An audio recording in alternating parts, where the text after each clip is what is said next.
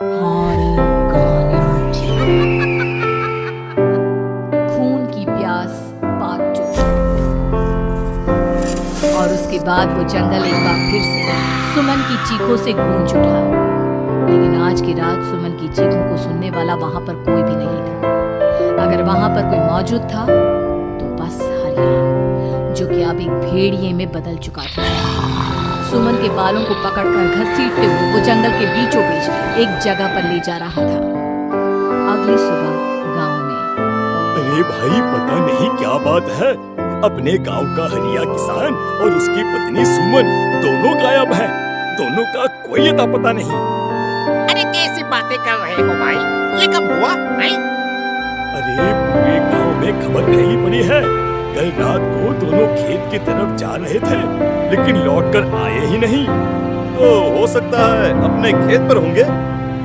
पूरा गांव ढूंढ कर आया है भाई। जानते हो क्या मिला वहां पर? क्या हुआ भाई? क्या मिला? बताओ हमें, क्या मिला? अरे हरिया की पत्नी सुमन के कपड़े पड़े हुए थे। शरीर का एक एक कपड़ा फटा हुआ झोपड़ी के बाहर पड़ा था, लेकिन दोनों पति पत्नी का कोई पता ठिकाना नहीं था। अरे भाई, लेकिन उसका जो दोस्त है ना रामू किसान, उससे पता करके आते हैं ना। अब तक तो दोनों साथ ही खेत पर जाया करते थे। हाँ, हमें उसके घर जाना चाहिए भाई। चलो चलो वहाँ चलते हैं, चलो। वो सारे लोग रामू के घर पर पहुंच गए। रामू अपने घर के बाहर बैठकर हुक्का पी रहा था। आज सारे के सारे लोग टोली बनाकर मेरे घर क्यों आ रहे हैं? क्या कोई मर गया क्या भाई? अरे कैसी बातें कर रहे हो? तुम्हारा सबसे अच्छा दोस्त हरिया और उसकी पत्नी गायब है, और तुम यहाँ बैठकर हुक्का पिए जा रहे हो, हैं? रामू ने अजीब सी नजरों से उन सब गांव वालों की तरफ देखा, जिसकी वजह से वो लोग एक बार के लिए डर गए। गायब है? अरे गायब नहीं है, मुक्ति मिल गई है। उन दोनों को मुक्ति मिली है। इस दुनिया में आकर हर इंसान पाप करता है, और उसे उसके पापों के लिए मुक्ति मिलना बहुत जरूरी है। अरे ये कैसी बहकी बहकी बातें कर रहे हो भाई, हैं? और इसका चेहरा अजीब सा क्यों लग रहा है? लगता है दोस्त के मरने का गम बैठ गया है। पागल हो गया है शायद ये पागल। ये बात सुनते ही रामू चीख कर जोर से चिल्लाते हुए कहता है, पागल मैं नहीं हूँ, पागल तुम सब हो। और ये शैतानी जंगल अब तुम में से किसी को नहीं छोड़ने वाला, सबको खा जाएगा। याद रखना मेरी बात। ए शैतानी जंगल? कैसा शैतानी जंगल? लगता है रामू पागल हो चुका है। हमें यहाँ से चलना चाहिए भाई। चलो चलो चलो। तभी रामू की पत्नी बाहर आती है। नहीं, आप लोग इनकी बात का बुरा मत मानिए। 2 दिन पहले हरिया के साथ खेत पर गए थे। जब से वहाँ से आए हैं तब से ऐसी ही बातें कर रहे हैं। भगवान जाने ऐसा क्या देख लिया उन्होंने, खेत में कुछ भी बड़बड़ाते रहती हैं। लेकिन गांव के लोगों ने कमला की कोई बात नहीं सुनी और वो सब वहां से चले गए। रात अब धीरे धीरे ढलने लगी थी। तभी अचानक किसी ने धीमी सी आवाज में रामू को पुकारा। रामू, आ जाओ, मैं तुम्हारा इंतजार कर रहा हूँ। और सुनो, अपनी पत्नी को साथ लेकर आना, नहीं तो काम अधूरा रह जाएगा। ये आवाज सुनते ही रामू के चेहरे पर शैतानी मुस्कुराहट आ जाती है। वो धीमे कदमों से अपने घर के अंदर आता है। क्या हुआ? तबीयत ठीक है ना अब आपकी? मैं तुझे अपने साथ खेत पर ले जाने आया। चल। मैं तुम्हारे साथ कहीं नहीं जाने वाली। मुन्ना गहरी नींद में सो रहा है और उसे अकेला छोड़कर मैं तुम्हारे साथ खेत पर नहीं आ सकती। वैसे भी तुम्हारे उन खेतों में भगवान जाने कौन सा राक्षस घूम रहा है, मुझे तो डर लगता है। रामू गुस्से में दांत पीसता अपनी झोपड़ी से बाहर आ जाता है और कमला गहरी नींद में अपने बच्चे के साथ सो जाती है। तभी अचानक रात को रामू की झोपड़ी के ऊपर एक साया वही गाना गुनगुनाते हुए घूमने लगता है जो हरिया के मोबाइल में बजा करता था। मैं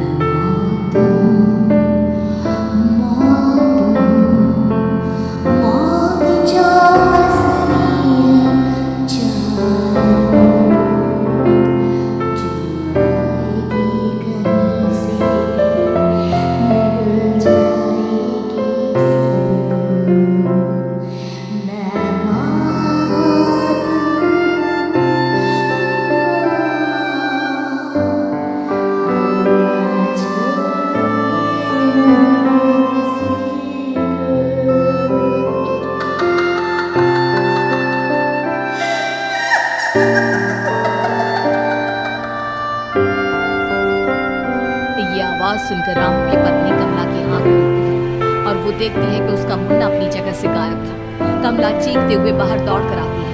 वहां पर उसने देखा कि रामू ने अपने बच्चे को झोपड़ी के बाहर एक पेड़ से उल्टा लटकाया हुआ था और उसका बच्चा चीख चीख कर रो रहा था। वहीं दूसरी तरफ एक साया बच्चे के ठीक नीचे आग जलाकर उसके चारों तरफ हैवानों की तरफ नाच रहा था। छोड़ दो मेरे बच्चे को। अरे क्या कर रहे हो तुम? शर्म नहीं आती तुम्हें अपने ही बच्चे को इस तरह मौत के हवाले करते हुए? अपना बच्चा? किसने कहा ये मेरा बच्चा है? अरे ये तो उस रामू की औलाद है, इस गांव के किसान रामू की, और मेरी दुश्मनी इस गांव के हर इंसान के साथ है। क्या? कैसी बात कर रहे हो तुम? और ये औरत कौन है? ये मेरे बच्चे को खा जाएगी। तभी अचानक से उस सायर एक बेहद खतरनाक दिखने वाली औरत का रूप ले लिया और उसकी आंखों से आग निकल रही थी। सही पहचाना तूने, मैं तेरे बच्चे को खा जाऊंगी। अगर तू अपने सहवान के रामू के साथ जंगल नहीं आई, मैं तेरे बच्चे को खा जाऊंगी। लेकिन क्यों? आखिर क्या चाहती हो तुम मुझसे? मुझे जंगल क्यों ले जाना चाहती हो? औरत बुरी तरह से ठहाके मार मार कर जोर जोर से हंसने लगी और साथ में रामू भी। ये तो तुझे वहाँ चलने के बाद ही पता चलेगा ना। अगर तू नहीं आई तो थोड़ी देर में तेरा ये बच्चा आग में जलकर मर जाएगा। चल जल्दी। नहीं नहीं, मेरे बच्चे को छोड़ दो। तुम जहाँ कहोगे मैं तुम्हारे साथ चलने के लिए तैयार हूँ। और उसके बाद उस बच्चे को झोपड़ी में लिटाकर आगे आगे वो साया चल रहा था और उसके पीछे पीछे रामू अपनी पत्नी के बाल पकड़कर उसे घसीटते हुए जंगल की तरफ ले गया। जंगल में जाने के बाद आज की रात बस तुम और मैं एक दूसरे के साथ रहेंगे। मुझे तुमसे बहुत डर लग रहा है। तुम्हें क्या हो गया है? तुम तो बिल्कुल ठीक थे। वो होगा जो हमारे बीच होना चाहिए। तो आओ अपने आप को मेरे हवाले कर दो। कमला ने डर की वजह से अपनी दोनों आंखें कसकर बंद कर ली थी। रामू ने बुरी तरह से चीख कर कमला से कहा, आंखें खोलो अपनी और मेरी तरफ देखो। कमला ने जैसे ही अपनी आंखें खोली उसने देखा कि रामू एक खतरनाक खूनी हैवान में बदल चुका था। कौन हो तुम? जाने दो मुझे। क्या चाहते हो मुझसे? वही जो एक आदमी एक औरत से चाहता है। मैं तुम्हारा पति रामू नहीं, बल्कि इस जंगल का एक भेड़िया हूं। और आज की रात तुम्हारे खून से अपनी प्यास बुझा जाऊंगा। और उसके बाद वो जंगल कमला की दर्दनाक चीखों से गूंज उठा। अगली सुबह कमला के कपड़े भी जंगल में उसी तरह पाए गए जैसे कि सुमन के पाए गए थे। इस घटना के बाद पूरे गांव में दहशत का माहौल था। अपने माँ बाप की मौत और गांव में हो रहे इस तरह की घटनाओं की खबर सुनकर किशन शहर से गांव लौट आया था। अपने माँ बाप की बेदर्द मौत की वजह से वो बहुत परेशान था।